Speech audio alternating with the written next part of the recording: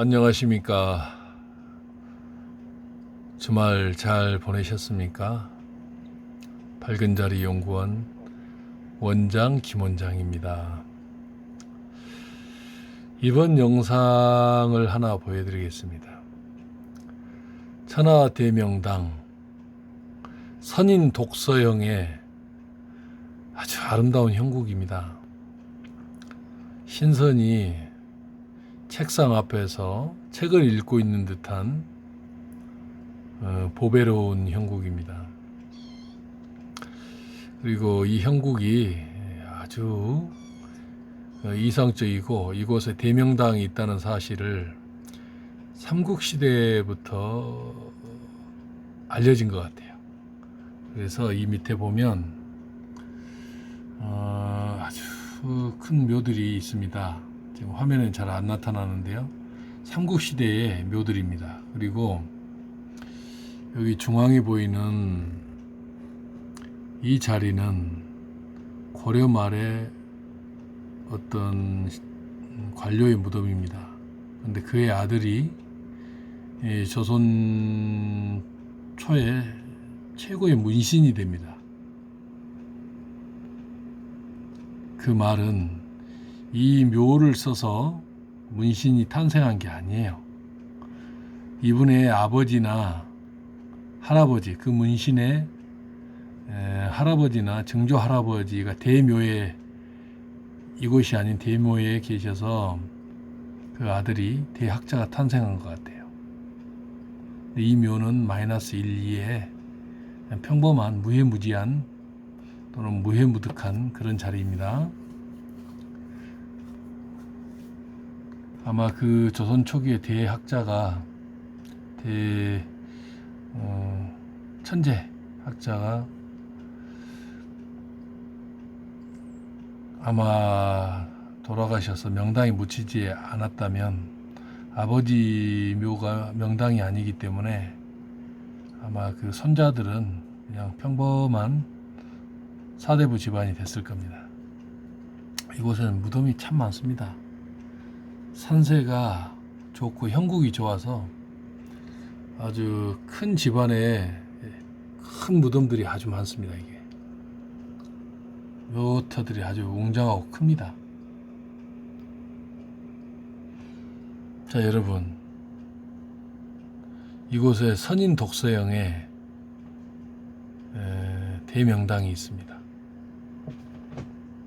학문이 높고 부귀를 다 누릴 수 있는 그런 자리입니다. 그런데 제가 이 영상을 보여드린 이유는 그 대열을 바로 3m 위에 묘가 쓰여져 있는데 무해무득한 마이너스 1, 2의 묘인데 그 묘의 상석 바로 아래 그러니까 2m 지점 또는 그 묘로부터 정수리로부터 4m 아래에 선인 독서형의 대혈이 있는데 너무나 안타깝게도 그 대혈을 놓친 묘를 한번 보여드릴까 싶습니다. 이 명당 혈천은 작으면 0.5평, 더 작은 것도 있습니다. 한 0.2평짜리도 있어요. 또는 크면 1평에서 2평, 천하 대혈은 2평에서 3평 정도의 혈차가 있습니다. 그런데 선인 독서형에 삼국시대부터 이곳이 길지라고 알려진 것 같아요. 대체로 삼국시대에는 김유신 장군총 외에는 별로 명당이 별로 쓰여진 자리가 없어요. 그 고려조에 들어와야 이제 도성국사 이후에 고려 후기 쪽 가면 이제 명당의 묘들이 쓰여지기 시작합니다. 조선조에 오면 이제 풍수의 발흥의 시기죠. 또 짝대기 풍수들도 엄청 나타납니다. 이것도 짝대기 풍수가 근처에 묘를 쓰는 거의 4m 지점까지는 접근했으나 선인 독서형의 대명당을 놓쳤습니다. 한번 보여드릴까요?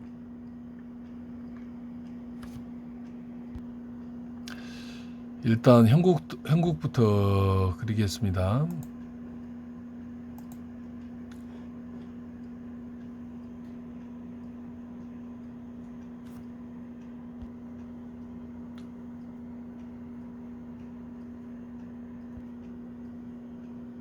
보시면 항상 대명당 혈이 맺힌 곳 근처에는 진흥수라고 하는 샘이라든가 연못이 있게 됩니다. 그리고 물이 많이 나옵니다. 여기도 마찬가지로 이곳에 연못이 만들어져 있습니다. 작은 소죠. 웅덩이라고 해도 됩니다. 이 연못이 진흥수 역할을 합니다. 물길을 한번 그려볼까요? 대충 그리겠습니다.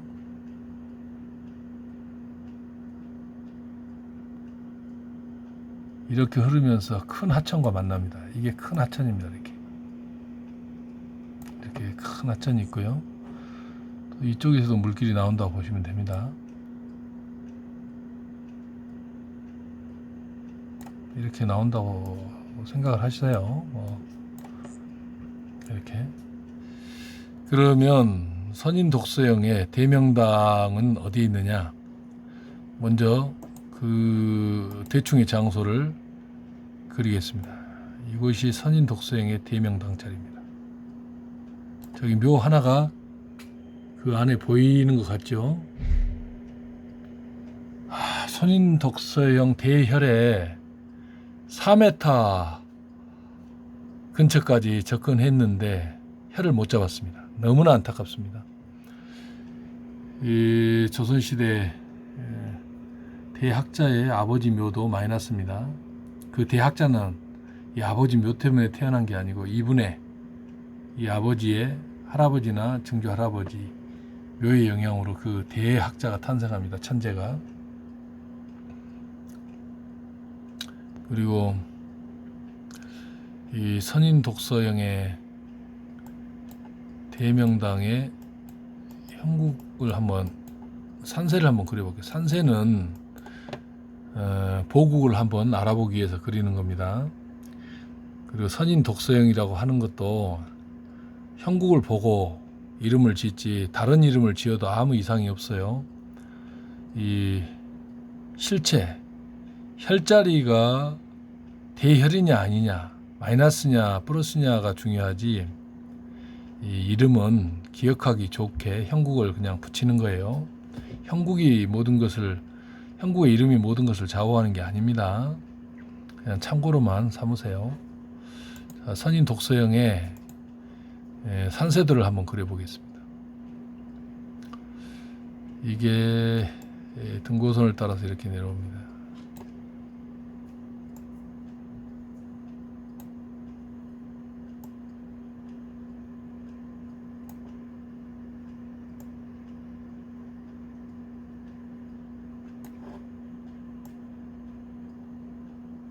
이게 안산입니다. 그 대학자, 대천재의 아버지 묘가 있고요. 그 아래까지 쫙 이어집니다. 이렇게. 그리고 산세가 이런 식으로 하면서 쭉 또 자청룡을 만듭니다. 이 안산이면서 자청룡이죠. 이쪽은 우백호고 그리고 내천수가 이렇게 감고 돌고요. 이런 형국입니다. 이걸 멀리서 한번 바라보면 그 대명당 선인독서형의 대명당은 어디냐? 이쯤에 있습니다. 산세 좀 보세요.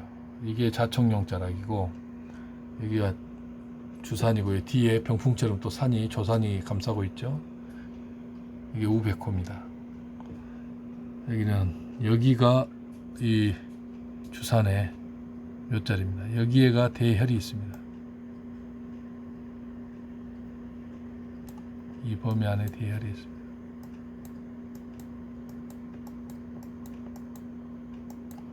산세가 좀 그럴듯하죠.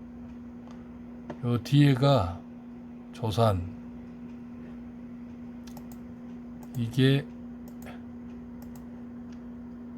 주산입니다. 이게 이 주산, 이게 조산 뒤쪽을 받치고 있죠. 이게 자청룡 자락입니다. 그 다음에 이게 우백호입니다. 여기는 물이 흐르죠. 이쪽 내천수입니다. 맑은 물이 흐릅니다. 이 내천수입니다. 그리고 혈은 정혈은 어디 있느냐? 여기에 딱 박혀 있습니다. 여기 이렇게 돼 있어요. 그런데 왜 천하 선인 독서행의 천하 대명당 혈을 어느 묘가 놓쳤고 그 혈은 어떻게 되어 있는지 보여드릴게요. 이 명당터는 그 혈을 잡을 수 있는 사람은 특별한 능력 있는 사람 외에는 명당을 잡지를 못합니다. 이 참 잘 쓰여지고 너무 관리가 잘 된 이 묘 얼마나 아름답습니까요? 송림 우거진 곳에 남양바지로 이렇게 묘들이 앉아 있어요. 참 아름다워요. 깨끗하고 깔끔하고 단정하고. 근데 이 묘 두기는 음에너지가 강합니다. 이 자리는 안 좋아요. 이 두기는 색깔도 좀 다르죠. 그러면 어느 묘가 천하의 선인 독서행의 대명당을 놓쳤느냐? 이 자리입니다. 이 묘입니다. 이 묘의 하얀 부분이 상석입니다. 이게 보이시죠? 이 묘의 상석으로부터 2m 아래, 그 다음에 묘 정수리로부터 묘의 가장 높은 중앙으로부터 4m, 상석으로부터 2m, 여기에 선인 독서형의 대혈이 맺혔는데 삼국시대부터 이 형국이 좋다고 알려진 것 같아요. 그런데 고려시대 때도 못 잡았고, 물론 삼국시대 때도 못 잡았죠. 그 다음에 고려시대, 조선시대, 지금까지도 이 천하지 대혈, 선인 독서형 이 자리를 소점하지 못했어요. 이 묘 너무 안타깝습니다. 이 중앙에서 딱 4m만 내려오면 대혈인데, 그리고 이 묘의 향도 잘못 잡았어요. 이 묘의 향은 어떻게 되어 있느냐? 광명한 명당 혈파가 쏟아져 나오는데, 묘의 향도 이쪽에서는 남향 쪽으로 잡았어요. 대체로 전부 다 보시죠. 다 아래쪽이 남향인데 그쪽으로 잡았어요. 그러나 음에너지는 향을 어느 쪽으로 잡으나 음이기 때문에 의미가 없어요. 마이너스 1이나 2, 무해무득하고 해도 없고 득도 없는 자리는 묘향을 서쪽으로 잡든 남향으로 잡든 동향으로 잡든 북향으로 잡든 언덕에서 역장으로 거꾸로 해서 북향을 잡든 아무 의미 없어요. 마이너스는 후손 발복에 영향을 안 줘요. 이런 마이너스 1, 2의 좋은 묘자리도 명당 묘가 아니기 때문에 후손한테 발복은 못 줘도 해도 안 줍니다. 그리고 이 묘터의 후손들은 조상의 DNA, 아주 좋은 체격이라든가 체력이라든가 머리나 또는 신원서판, 이걸 모두 갖추고 사회생활을 하는 사람은 대성공을 해요. 그러나 그 성공이 대명당의 묘를 쓴 집안하고는 비교가 안 됩니다.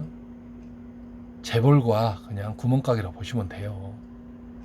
그래도 무해무득하기 때문에 자신의 능력으로 사는 거예요. 그런데 이런 선인 독서행의 대혈에다 묘를 쓰면, 조상을 모시면 그 집안은 대한민국 대표 가문이 돼요. 부귀 겸전, 부와 권세와 명예를 다 가져요. 무슨 어떤 혈이 장군 혈이고 또는 기업가 혈이 있고 에너지가 기업가를 추동하고 또는 정치인을 추동하고 그런 거 없어요. 그 집안의 DNA가 예술가면 예술가의 최고 경지까지 올려주고, 정치를 꿈꾸면 대정치인을 만들어줘요. 또 그 집안이 육사라든가 군인 경찰 집안이면 거기 최고 위치까지 올라가게 해준 게 명당 혈파예요. 땅에서 나오는 에너지가 직업을 정해주는 거 아니에요. 명당 혈파가 의사 되라, 대통령 되라, 판사 되라 그런 거 없어요. 그 집안의 DNA를 더 강화시켜 주는 거예요. 운명을 바꿔주고 안 좋은 일을 없애주고, 그게 대명당 혈에 혈파가 나오는 자리에 조상의 체백이 그 영향을 만들어주는 거예요. 딱 자기 자손에만 줘요. 이 옆집에 산다고 해서 이 혈파가 이 옆집 사는 아들한테 명당 기운 안 나눠줍니다. 자기 DNA, 자기 영혼의 후손들에게만 대발복을 주는 거예요. 흉지가 있어도 옆집에다가 흉한 기운 안 줘요. 자기 자손에게만 망하게 만들어요. 흉하게 만들어요. 왜냐? 자손을 잘 되게 하고 싶어도 음지 음파가 그렇게 만드는 거예요. 망하게, 죽게, 처절하게 콩가루 집안을 만들어주는 거예요. 음지 음파가. 명당 혈파. 이 자리에 묘향, 에너지가 흐르는 방향은 동남향입니다. 묘를 이쪽을 보고 쓰셔야 돼요. 이 남향이 아닙니다. 전부 다 남향으로 앉혔어요. 이쪽을 보고 묘를 쓰셔야 돼요. 에너지가 이리 흘러요.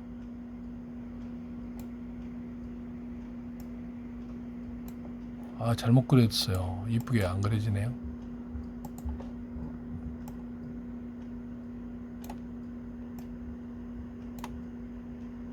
이렇게, 이게 묘향입니다. 동남향. 그러면 더 큰 국면에서 그 동남향 묘에 보여드릴게요. 왜 동남향으로 묘향이 에너지가 흐르냐, 이거예요. 보시면 금방 아시게, 이 첫 번째 자청룡, 두 번째 외청룡 보이시죠? 이렇게 유장하니 넓게 보이면 이게 우백호입니다. 이게 첫 번째 우백호. 이것도 하나를 더 그려야 돼요, 사실은. 이렇게 내려오다가 여기서 갈라져. 이렇게 이게 우백호 하나 둘 셋 이렇게 되고, 첫 번째 여기도 자청룡이고 여기도 자청룡이고요. 이게 책상 같은 선인, 이 대명당의 선인 독서형의 대명당의 묘향은 이 자청룡, 책상 형태의 이 자청룡의 끝지점으로 이 에너지가 흐릅니다. 이렇게 여기서 이렇게 흘러요. 동남향으로. 이게 묘향입니다. 근데 여기는 전부 다 남향으로 쓰여졌어요. 물론 다 마이너스니까 남향으로 쓰시던 동향으로 쓰시던 본질이 마이너스이기 때문에 별 의미가 없어요. 동향으로 쓰시고 싶으면 동향으로 쓰시고, 남향으로 쓰시고 싶으면 남향으로 쓰시고, 서양을 쓰고 싶으면 서양으로 쓰시면 돼요. 마이너스가 플러스가 되질 않아요. 향은 왜 이렇게 생장을 할 때 향이 왜 중요하냐면, 혈이 작으면 이 에너지가 흐르는 방향으로 장방형의 직사각형의 혈차가 향을 안 맞추면 머리와 다리가 빠져나와 버려요. 동남향으로 써야 머리부터 다리가 쏙 들어가는데, 향을 남향이나 해버리면 머리나 이 혈차가 작으면 혈이 작으면 머리나 다리가 혈 밖으로 빠져나오기 때문에 묘향을 중요시 여기는 거예요. 그 사실도 짝대기들은 알지도 못해요. 짝대기들은 뭐 여기도 명당 저기도 명당 다 명당이라 하지 않습니까? 짝대기들은 산세가 좋고 어느 집안에 산을 가지고 있으면 좌우지간 모든 집안의 산에 가서 다 명당이라고 묘를 써줘요. 제가 말씀드렸잖아요. 짝대기 풍수들은 거절이 없어요. 본인이 명당혈을 못 느끼기 때문에, 명당혈을 못 느끼고 감기하지 못하고 알지 못하기 때문에, 지구 전체가 베이스가 마이너스이기 때문에 아무 데나 가서 다 쓰는 거예요. 마이너스를 명당혈파로 알고. 그리고 폐철 놓고 자선수 우선수 잡아갖고 쓰고요. 그러나 마이너스에서 명당도 아닌 데서 요 방향 잡아도 별 의미 없어. 그냥 아무렇게나 쓰세요. 이쁜 쪽 잡아가지고 남쪽을 잡든, 남쪽이 이쁘면 남쪽으로 가고 서쪽이 이쁘면 서쪽이고, 그냥 아무렇게 써도 돼요. 어차피 명당 아니니까. 그러나 명당은 생장을 할 경우는 반드시 자향, 에너지가 흐르는 방으로 해야 혈 안에 쏙 들어갑니다. 무슨 말씀인지 이해를 하실지 모르겠어요. 이 선인 독서형의 천하지 대명당, 삼국시대부터 묘를 바글바글 썼는데, 고려 조선조까지 지금까지 묘를 썼는데, 선인 독서형의 대혈은 지금도 비어 있습니다. 이 정말 아쉽네요. 이 묘가 4m만 딱 밑으로 내려왔으면 천하지 대혈에 자손이 광영한 영광을 누릴 텐데, 상석 바로 아래 절하는 장소, 엎드려서 조상에게 절하는 장소가 천하지 대혈이란 걸 이 집안의 묘 주인은 아실까요?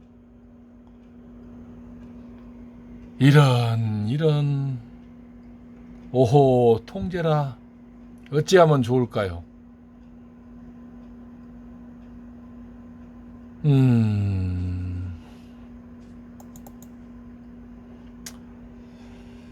오늘은 여기까지입니다.